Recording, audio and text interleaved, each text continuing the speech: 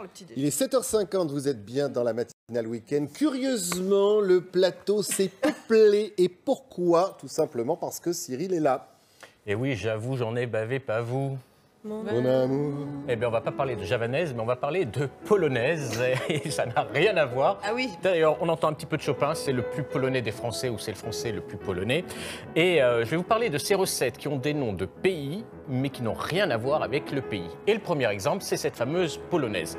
Donc la polonaise, ça existe depuis le 19e siècle. Et en fait, c'était un truc de pâtissier français pour recycler le reste des brioches. Vous savez, quand il vous reste de la brioche, c'est une recette anti-gaspi, donc il faut la faire à la maison. C'est le même principe que les croissants aux amandes. Je ne sais pas si vous aimez les croissants aux amandes que vous achetez dans votre boulangerie. On le dit que... C'est vrai? Ben oui, c'est vrai. Ce sont les croissants rassis d'abeille qu'on met avec une crème amande et qu'on fait cuire au four et ça vous refait un deuxième plat. C'est complètement gaspillé. Que l'on vend plus cher que les croissants ou les pains au chocolat de la veille.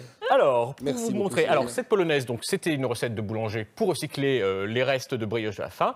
Et je vais vous montrer de la veille, pardon, et je vais vous montrer comment on l'a fait. Alors c'est très simple pour faire ceci. Il vous suffit d'avoir quelques fruits confits qu'on va aromatiser alors avec un petit peu de rhum ou avec un petit peu de kirsch. Et regardez bien, parce que sur le plateau et à la maison, vous pouvez le faire. Vous prenez une brioche, on va tailler à l'emporte-pièce pour que ça s'adapte au moule dans lequel on va le dresser. Un reste de crème pâtissière, vous mettez vos fruits confits dessus. Après, vous allez mettre votre tranche de brioche. Après, vous recouvrez encore d'une généreuse partie de crème pâtissière. Vous faites une meringue. Alors la meringue, c'est 200 g d'œufs et 200 g de sucre semoule et 200 g de sucre glace. Et puis après, on va brûler avec un chalumeau cette meringue qu'on dresse sur notre polonaise. Et ça nous fait ce dessert qui est absolument délicieux et qui manque un peu dans les étals d'ailleurs de nos boulangeries, pâtisseries. Allez, je vous montre en direct comment on dresse la meringue. C'est du rhum, Cyril, que vous avez mis... Oui, c'est un petit peu de rhum, oui, tout à fait. Les fruits confits sont Voilà, romés. vous dressez votre meringue, comme ceci sur votre polonaise, et à l'aide d'un chalumeau, ce qu'on va faire, c'est qu'on va brûler. La meringue, d'accord. Alors, non. Si ça fonctionne. Ça. Enfin, un chalumeau. Donc ça ne fonctionne pas, évidemment. Attention au feu sur le plateau. Hop, Voilà. c'est parti. Hop, voilà, j'essaie de vous montrer. Voilà, vous voyez. Ah oui. On fait avancer comme ceci, et ça vous colore. Donc cette Et coloration ça vous colore, vient- effectivement, votre meringue, ça vous fait cuire votre meringue italienne. Alors, vous en êtes où Anne-Chloé. Écoutez, j'en suis. Oui, alors Anne-Chloé a Si, tout... Mais ça j'ai mis mes fruits confits, j'ai mis ma brioche, On j'ai voit pas bien, ensuite ça remis ressemble ma plus crème à- anglaise. Et là, il me faut le gros tuyau de Karine Fauvert. Exactement, il vous manque la meringue et c'est fait. La meringue, et vous avez et votre là polonaise. Et puis après, vous pouvez parsemer de fruits confits, Hop vous pouvez là. parsemer d'amandes Ah oui, effilées. pas mal. Et ça vous fait un super regardez. dessert. Moi, j'aime ça, la meringue. La suite, Cyril. Allez, la suite, parce que là, c'est un dessert sucré. Je vais vous proposer une salade russe. Alors, est-ce que les Russes mangent de la salade russe? En fait, c'est un Français qui a existé ça. Il s'appelle le Olivier. C'est pas Olivier Mazerolle, hein, bien sûr. C'est Lucien Olivier. Qui est derrière Qui était le d'ailleurs, chef, qui va arriver dans quelques Qui instants. était le chef du restaurant L'Ermitage et qui a créé cette recette à Moscou. Mais pas du tout, c'est pas du tout les Russes qui l'ont créé. Donc, c'est vraiment un Français. Et c'est une sorte de Macédoine. Alors, ne dites surtout pas aux Russes que c'est de la Macédoine parce qu'ils vont vous regarder avec un grand air. Ils sont très fiers de cette salade. C'est une sorte de Macédoine, mais améliorée. Alors, si vous voulez la faire à la maison, eh bien, il va vous falloir quelques ingrédients. Donc, je vous ai préparé le petit tuto. On va prendre des pommes de terre qu'on va faire cuire à la vapeur, du poulet qu'on va couper en dés, un œuf qu'on coupe en dés. Et on va mélanger ces pommes de terre, cet œuf et ce poulet ensemble. On va rajouter quelques carottes cuites à la vapeur, des petits pois cuits à la vapeur également, des cornichons, ça c'est typiquement russe. On prépare une mayonnaise dans laquelle on rajoute du jus de citron. Des cornichons, des malosol. On peut rajouter des molossoms, vous êtes connaisseurs, effectivement c'est les gros cornichons russes. Vous rajoutez du citron dans votre sauce mayonnaise et ça vous fait cette salade russe. Voilà, et ça se déguste comme ça, on rajoute juste un petit peu de sauce. D'accord. Et cette sauce, voilà. elle est à base de... Alors cette sauce, elle des était herbes. soi-disant secrète, mais c'est de mayonnaise, citron, un peu de moutarde et de l'estragon ou de la nette selon vos goûts. Bon, tout ça, on retrouve bien évidemment sur votre site internet. Autre recette, on l'a goûté. Oui, je crois c'est qu'il bon. y avait une montagne Il en de reste encore, cogolais. Voilà, mais il y ça avait va une pas montagne de durer. cogolais, il n'y en a plus. Alors, Mais ils sont super bons, en tout cas. eh bien, écoutez, quand on vous pose la question, et votre sœur, qu'est-ce qu'elle fait? Eh bien, vous pouvez lui répondre, elle fait des macarons. Parce que les macarons, c'est ce nom originel des Congolais. En fait, c'est des Italiens qui sont venus en France avec Catherine de Médicis qui avaient cette recette-là. Et les Français se sont appropriés. Et deux sœurs bénédictines ont piqué la recette. Elles sont allées à Nancy, elles les ont vendues sous les noms de macarons. Et ça s'appelait des macarons de sœurs. Et puis plus tard, comme il y avait de la noix de coco, on a appelé ça un congolais. Mais ça n'a rien à voir avec le Congo. On n'en mange pas forcément au Congo. D'ailleurs, c'est plutôt une recette des Antilles. Alors, si vous voulez les faire, c'est congolais. Eh bien, je vous propose de regarder la recette. On va bien évidemment fouetter des blancs en neige. Comme ça. Après, on va rajouter du sucre et un jaune d'œuf. Alors, c'est 200 g de sucre pour un jaune d'œuf. On va rajouter 80 g de noix de coco. Une fois que tout ça est bien mélangé, on malaxe avec les doigts. On va intégrer nos blancs en neige. On mélange et puis après, on va dresser des petites boules sur une plaque de four et ça va cuire environ 10 minutes. Et ça nous fait à four chaud congolais à four chaud, 180 degrés et entre 10 et 15 minutes. Et voilà, vous avez de quoi vous régaler. Voilà. Marine, vous êtes sur de la polonaise, alors, on passe. Marine, depuis tout à l'heure, elle a fait sa petite polonaise et reste dessus. Mais Marine, vous me permettez de faire la liaison parce elle passe pas le plat. Qu'est-ce qu'on va accompagner avec ça? Pardon. Eh bien, question du dessert, on va prendre plutôt un vin blanc. Et je vous propose un vin blanc des Vosges. On va aller en Moselle. On va aller plutôt en Moselle, pardon. Moi, je vais prendre la salade russe. Parce oui, que ça va très bien se marier. Et moi, je garde le plat. Bon, chacun a de quoi manger. Donc, eh bien, vous voilà, accompagnez ça d'un vin de Moselle et vous allez vous régaler. C'est un très bon choix. Tenez, merci beaucoup, mon Cyril. On se retrouve tout à l'heure. Autre cuisine, autre plateau gourmand. Vous nous direz tout à l'heure, je ne sais pas si c'est prévu pour la sauce hollandaise, pourquoi on l'appelle hollandaise? Oui. Exactement. Bien sûr. Adorable. Quel teasing. Merci beaucoup. Bon appétit. Ça sent bon sur le plateau de la matinale week-end. Cyril est là, la plaque chauffe. Qu'y a-t-il dans la casserole? Eh bien, écoutez, on va parler de ces plats qui portent de nom des pays. D'ailleurs, on entend un groupe qui s'appelle Johnny Come Home.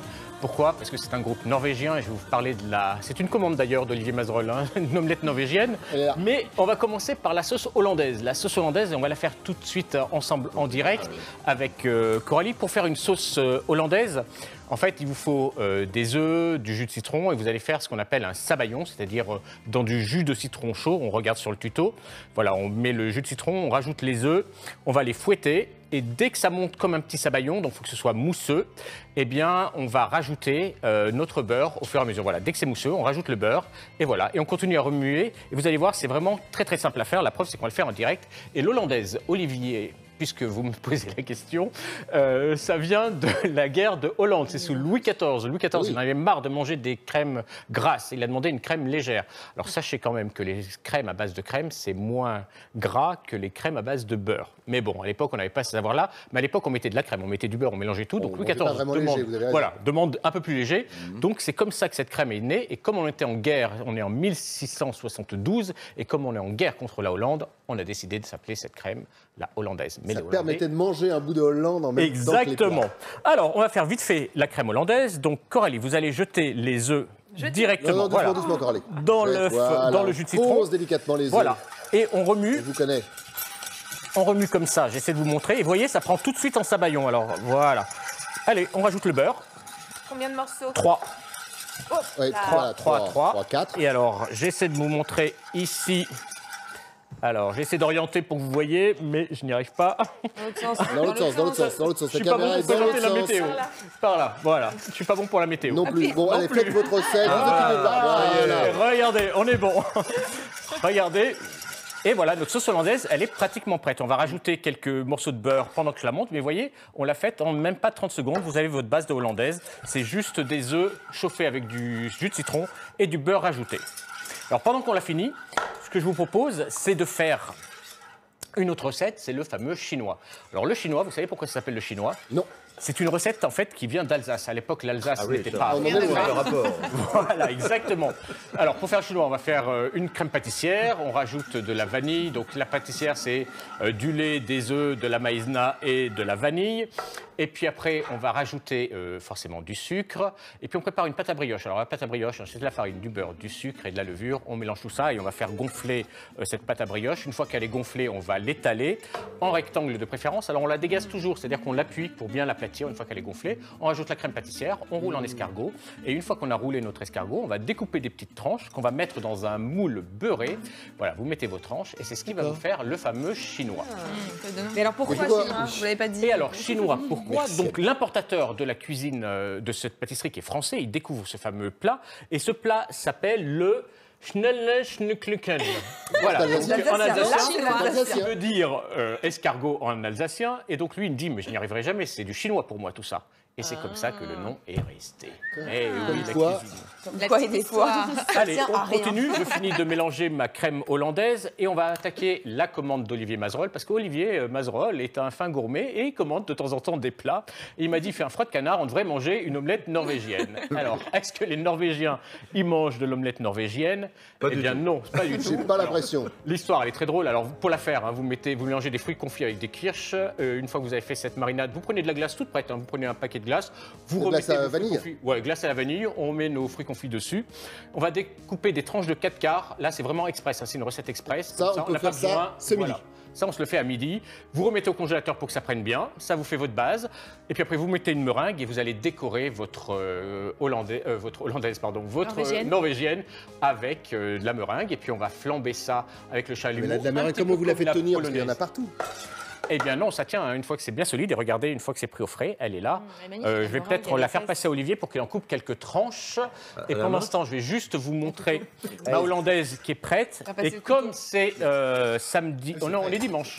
On est dimanche. On est déjà. Eh bien, j'ai des œufs qui sont sur le plateau. Voilà, vous en avez chacun un. Eh bien, on va pouvoir les verser Olivier, sur les œufs. Ça vous fait des œufs. Voilà votre omelette. Oui. Voilà le couteau. Ah waouh, donc il faut passer voilà. la Servez quelques tranches à tous les téléspectateurs qui nous regardent. Voilà, on a des œufs bénédicts. Donc, je vous fais passer la casserole. Vous pouvez verser ça sur vos œufs. Ne vous brûlez pas, Coralie, ne vous brûlez pas. Et ça vous fait des œufs. Et ça vous fait des œufs bénédicts. C'est une bonne idée pour le brunch. D'ailleurs, il y a un brunch juste Le brunch après. ça sera à 10h, bien évidemment. Et puis pour terminer, juste pour l'anecdote, c'est la crème anglaise. Sachez que la crème anglaise, La fameuse. alors elle est inventée par les Anglais, mais sous cette forme de crème anglaise. Encore en fait, au cours on d'une l'appelle- guerre, non? Non, en fait, ils la servaient chaude. Et nous, les Français, on a vu ça à la cour au XVIe siècle et on l'a adapté à notre façon. Donc, c'est des œufs, du lait et du sucre hein, qu'on fait cuire ensemble. Et nous, on appelle ça la crème anglaise. Sachez que les Anglais, lorsqu'ils la mangent à la française, ils appellent ça la French cream. Donc, c'était juste l'anecdote pour vous accompagner tout ça. Vous pouvez boire également un vin de Moselle. Ça, c'est très bon. Un vin blanc, ça accompagne parfaitement les desserts. Merci beaucoup Cyril, on se retrouve tout à l'heure. Tiens, si vous voulez voir un lancement un peu emprunté, c'est le cas, c'est en ce moment, c'est en direct. Dans la matinale week-end, on va retrouver Hugo Travers qui est